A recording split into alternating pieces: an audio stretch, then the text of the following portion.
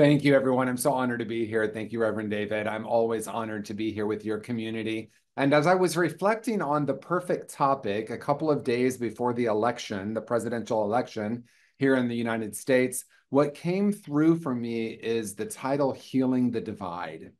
And I want to start by saying something that I think is very simple and yet can be powerful if we lean in. And that is this. We are at a time when we are ready to make a fundamental decision. And that fundamental decision is quite simple. Is it true that the essence of who and what we are, Christ consciousness, God essence, Buddha nature, our true being, our authentic self, all the words that we use for this power that dwells within us, that is us, is this power stronger than the conditions of the world, or is the world, the seeming conditions of the world, stronger than this power? That to me is the fundamental decision that I'm inviting us to make at this moment. Unity's first principle is there's only one power and one presence active in the universe and in my life, God, the good omnipotent. So if that's true, that must mean then that we have a fundamental decision to make. Either this power is infused in everything we see in the world or it isn't. And the truth is, we are always making that choice. And many times we are making that choice consciously, and sometimes we are making that choice unconsciously.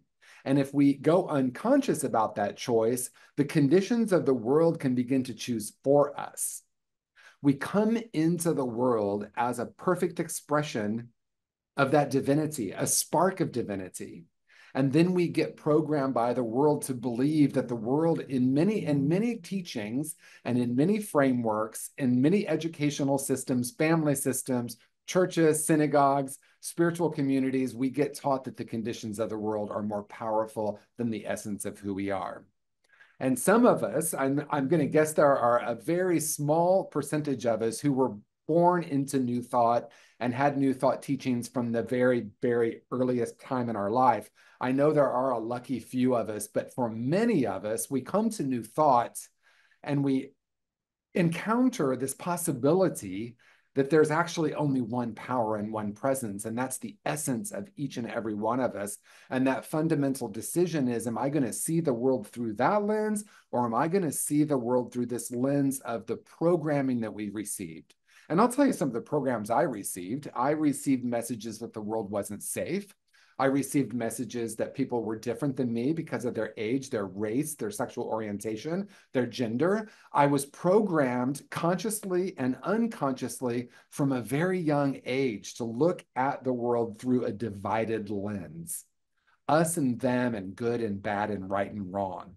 I also remember a time when I was very young that I didn't have that program. I can still remember being that really small child and just feeling so loved and like so much loving energy, like actually love itself. I can remember lying in the backyard mesmerized by life. I can remember feeling the sun hit my face and thinking, this is so warm and incredible. I remember feeling like I wanted to just hug everyone. And then I came into a world that started teaching me things. And I started absorbing and deciding some fundamental things about myself and the world that sounded something like this. It's too scary here. I must protect myself. I don't think it's okay for me to act this way. Apparently, boys are supposed to act a certain way, girls are supposed to act a certain way. Because of the place I was born, I need to act a certain way. In my family, this is how we do it. And so this innate experience of openness, of oneness, of awesomeness, being in awe of the world, that we can look at a really small child and see that that's the innate experience of being human. Because we've been saying for many years that we are spiritual beings having a human experience. And I woke up one day and I asked myself the question, what if we're actually spiritual beings having a spiritual experience? That we came into the world, yes, as a human incarnation, but we came in as spirit. And for whatever reason, whether we've chosen to be here on planet Earth or we were sent here for a mission to be love, to be light, whatever the reason we are here, for some reason we've chosen or we've been chosen to incarnate into a world that in many times focuses on the divide. And if you look at what's happening politically, I mean, of course, we can say this at any time. We can say, if you look at what's happening politically, we can see that there is a divide. But that has been true at least my entire life. I've been hearing that same narrative. I was taught very early from my father what is the right way to think about politics and what is the wrong way. And I remember in my 20s thinking, oh, I don't know if I agree with everything that I downloaded from him. As a matter of fact, I grew up in an area where we did a mock election, and I was one of two people who voted for this presidential candidate. It was 1972, so maybe you can figure out. Wait, was it 72? No, it was 1976, 76. So you might remember who was running for president in 76. And I grew up in a place where 95%, actually, I don't know the percentage, but it was me and one other kid who chose one particular candidate. Everyone else chose the other person. And so from a very early age, I was taught, like I said, by conscious and sometimes unconscious people, the rules of the world, what's right, what's wrong, what's good, and what's bad. And even though that has a place, what I want to say is that actually healing the divide is taking a look at the divide and asking, does it really exist? In unity teachings, we have a teaching or we draw a distinction between relative reality and ultimate reality.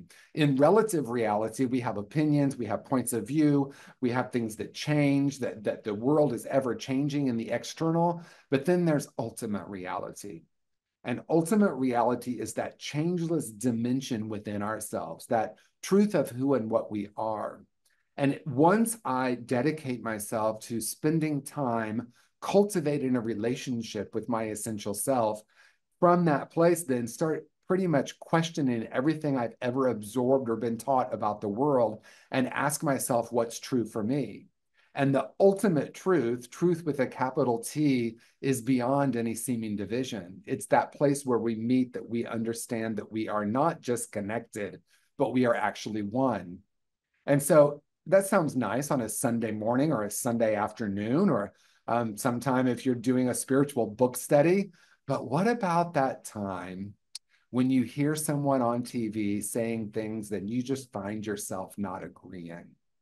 Or you find yourself having that moment of, how dare they?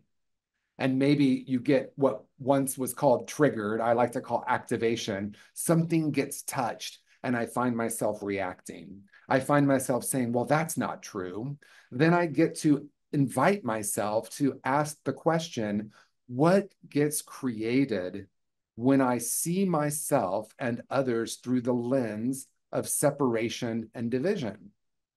Now, when it comes to politics, because we are about to enter into this election, I personally have done a cleanse from the news for many, many years. I have not watched the news for many years, and I will confess, I was in a hotel room the other night, and I watched for 30 seconds, and it became very clear to me why I decided to not do that to my psyche. And people will say, well, aren't you just burying your head in the sand? Maybe. But I don't want to continue to be programmed to see the world through division. When it comes to politics, I vote my conscience. I go into meditation, I take that into prayer, and I ask which candidate or which platform or which party or which ballot measure is most congruent with my deeper knowing, and I vote my conscience from that place, not because someone tells me I am this particular group of people, so I must think this way. And so for some of us, this is a foreign concept. For some of us, we're saying, but wait a minute. There is a right or a wrong or a good or a bad. There is a candidate that I think is trying to do the right thing and another one who's trying to do the wrong thing. But here's the thing, if you take a survey of someone who's voting for that other candidate, they might have the same point of view. So I want to take a breath with that, and I want to invite a deeper conversation. And that deeper conversation is actually about consciousness itself. And I did a talk one time called Consciousness is an Algorithm. And in unity teachings and in New Thought teachings, we understand that what we focus on grows. What we feed and water is what we're going to experience more of. And I went to my social media several years ago and I said, oh, I don't really like seeing all this divisiveness on my social media. I'm going to consciously change my algorithm. So what do I mean by that? An algorithm is quite simple. Whatever we pause on, whatever we click on, whatever we comment on, the algorithm gives us more. So it doesn't matter if we send it hearts or if we send it frowny faces. Whatever we click on, whatever we focus on, we get more of. So if I'm in the conversation of division and us and them, the algorithm gives me more of that. And so I decided at one point to clean up my algorithm by I didn't unfriend anyone. I just gently and lovingly unfollowed some of the people who I really do love, but they were just being really divisive in their comments. I agreed with many of them. I'm like, wow, I agree with this person's point, but this like diatribe of like right and wrong and good and bad, I decided to unfollow. And I started following people or clicking on stories that really warmed my heart, that were congruent with my own sense of spiritual connection, something that is beyond opinions. Because at some point I woke up and I realized when I believe I am my opinions, I will be at war. I will be at war with myself and with others, even if it's just energetically, if I believe my thoughts are the truth of who I am. Through a series of events, spiritual experiences, meditation practice, spending time in New Thought, there was a place where I started to understand, not just intellectually, but experientially, that I have thoughts, but I'm not my thoughts. And when I understood that, I started realizing that I no longer needed to defend my point of view. I could stand for love, stand for peace, stand for oneness instead of standing against anything that seemed to oppose that. So sometimes people will say to me, yeah, but look what's happening in the world. People's rights are being taken away. One side might say our rights are in danger, and another side might say our freedoms are in danger. But the essence of that is this idea that if this one person gets into office, my rights will be taken away or my freedom will be taken away. And there's at least one political figure who some people say isn't very smart, but I think actually really understands how to manipulate consciousness very well. This person has managed to get people to be against them, and in their being against them, they have risen to power. And so if we were to turn away from all of that and say, I am standing for love, I am standing as love, I'm speaking the truth that is beyond the division, I'm looking for the way that I can actually connect with someone rather than seeing them as the other. Because if you look at the atrocities throughout human history, it has always been based in the dehumanization, the othering. And so the opposite of that is this knowing that at the core of each and every one of us is oneness. We are really one. So if we want to take the advanced course when it comes to politics, then we have a fundamental decision to make. Am I going to stand in unity's first principle? There is one power and one presence active in the universe and in my life. Am I going to stand in that? Am I going to say, I'm going to look for the essence, the God essence in this person, whether I agree with them or not? I'm going to be genuinely curious about how this person got their point of view. And then I'm going to be genuinely curious about how I got mine, because the power is in the standing for instead of standing against. Mother Teresa, whether she said it or not, was said to have said, I will not be in an anti-war demonstration, but if you have a peace rally or a peace march, I'm the first person there. And that's another way of saying, what am I standing for instead of what am I standing against? Because we know that as soon as I'm against, it creates more. And that happens on a personal level, in personal relationships. Maybe you have a family member who has a different political point of view than you.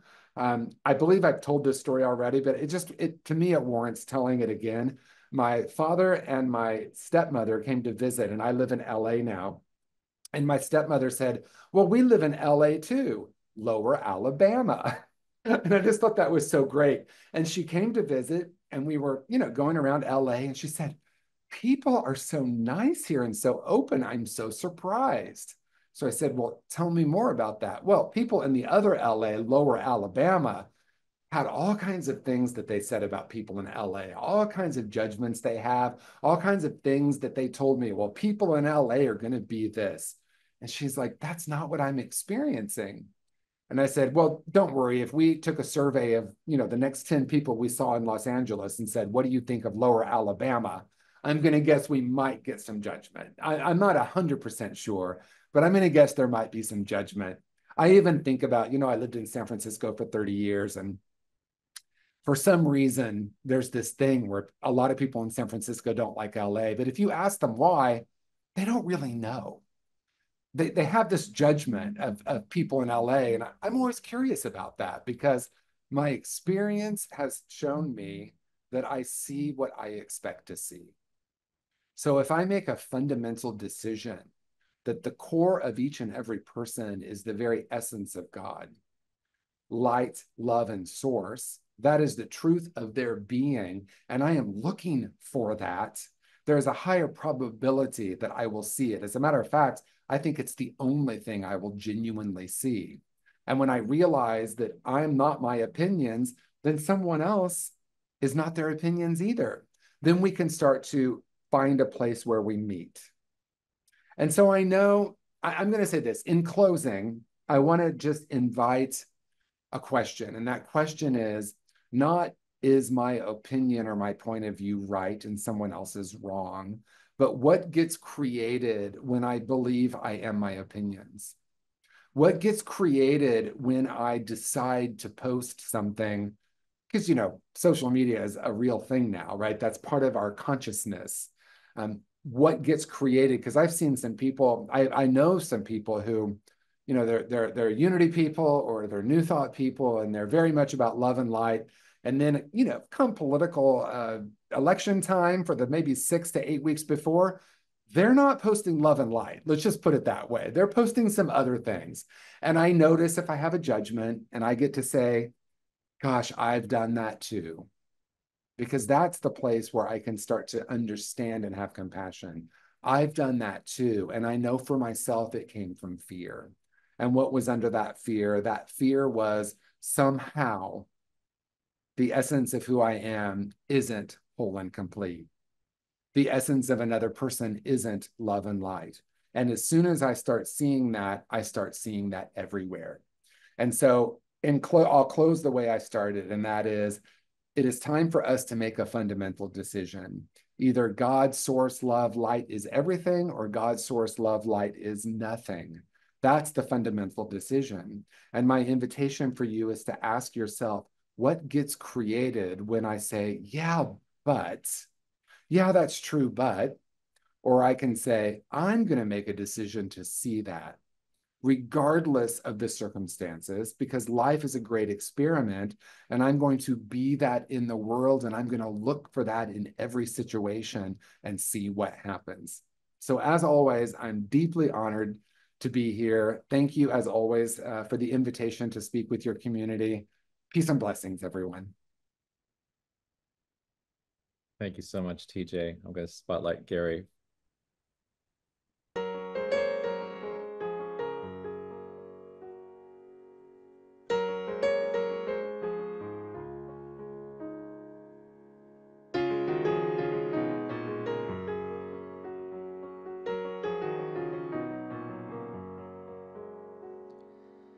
Everything beneath the sun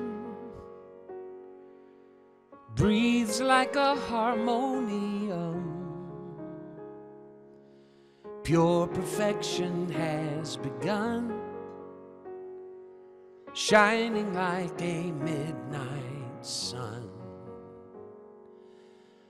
Out of darkness I have come, I see God in everyone. Let me be an instrument, guided by an heaven sent.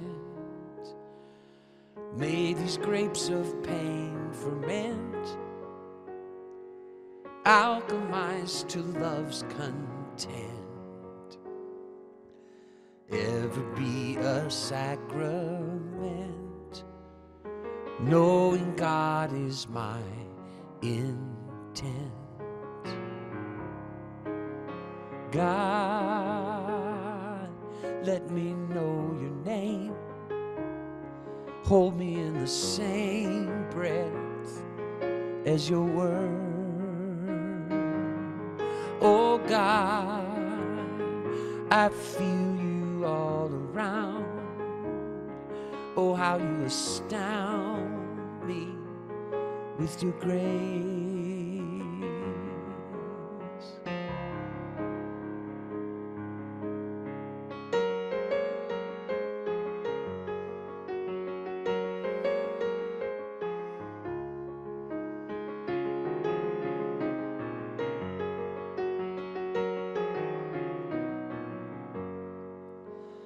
Rolling like a thundercloud, let me live my love out loud, standing for mankind and proud, baptized in a holy shroud.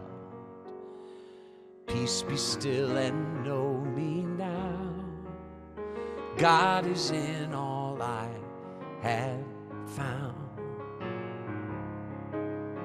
God, let me know your name. Hold me in the same breath as your word. Oh God, I feel you all around. Oh, how you astound me with your grace. Spinning like a prayer fields, turning like Ezekiel's wheels. Nothing like a kiss seals this spirit I've become. Knowing what I'm here for, rowing on to distant shores, flowing from the infinite, God in everyone.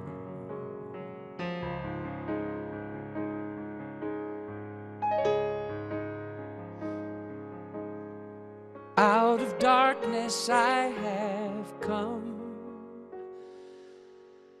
I see God in everyone.